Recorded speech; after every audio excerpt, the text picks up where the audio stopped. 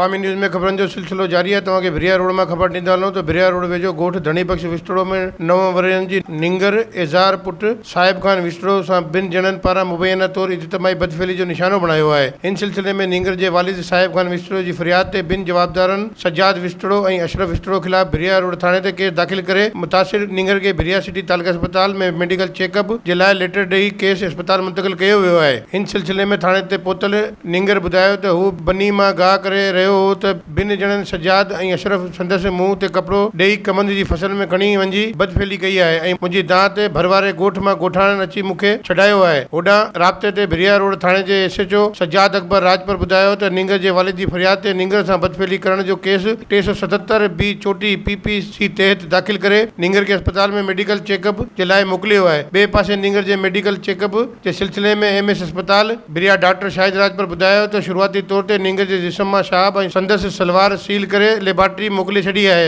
2 हफ़्तनि बाद रिपोर्ट अचण ते मेडिकल सर्टिफिकेट जारी कयो वेंदो। ॿिए पासे पुलिस हिकु जवाबदार सजाद विस्तड़ो खे गिरफ़्तार करे नामालूम हंध ते मुंतक़िल करे छॾियो आहे। अशरफ पाई गयो सजाद कमदन क्या अच्छा चाचा रे पूजा जना से तो छड़े जाती हूं कुछ ने ना दलाली ला तो जोरे बात बंद करे वाला वधीक खबरनि ऐं तफ़सील जे लाइ विज़िट कयो असांजी वेबसाइट awamiNewsHD.com ऐं ॾिसंदा रहो अवामी न्यूज़ HD।